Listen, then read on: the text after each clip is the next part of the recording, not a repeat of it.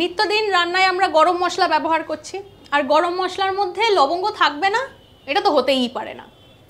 বলতে পারবেন আমাদের দেশের সবথেকে বড় লবঙ্গর চাষ কোথায় হয়, বা বৃহত্তম লবঙ্গের চাষ কোন রাজ্য থেকে বা কোন জায়গা থেকে হচ্ছে আমাদের দেশে?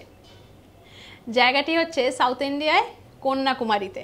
কন্যাকুমারী হচ্ছে কন্যাকুমারী ওইখান থেকেই, এই জেলাটি থেকেই সব থেকে বেশি পরিমাণ লবঙ্গ উৎপাদিত হয়। কি হচ্ছে না, পুরো দেশের মধ্যে প্রায় 65% লবঙ্গ যে প্রোডাকশন করা হচ্ছে সেটা কিন্তু এই কন্যাকুমারী থেকেই আসছে, এবং এই লবঙ্গ কিন্তু জিআই ট্যাগও পেয়েছে। একটা ইন্টারেস্টিং ফ্যাক্ট রয়েছে, সেটা হচ্ছে কোটালামে প্রথম এই লবঙ্গর যে প্রজাতি, সেই গাছের চারাটি কিন্তু প্রথম এনেছিল ব্রিটিশ ইস্ট ইন্ডিয়া কোম্পানি। কোন সালে না 1880-তে।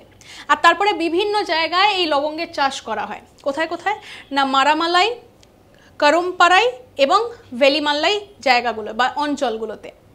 এবং এছাড়া এর সাথে গোলমরিচ বা জায়ফল এই সব বাকি সব মশলা তো রয়েছেই, কিন্তু হ্যাঁ লবঙ্গর ক্ষেত্রে কন্যাকুমারীর নামটাই কিন্তু একদম টপ লিস্টে রয়েছে।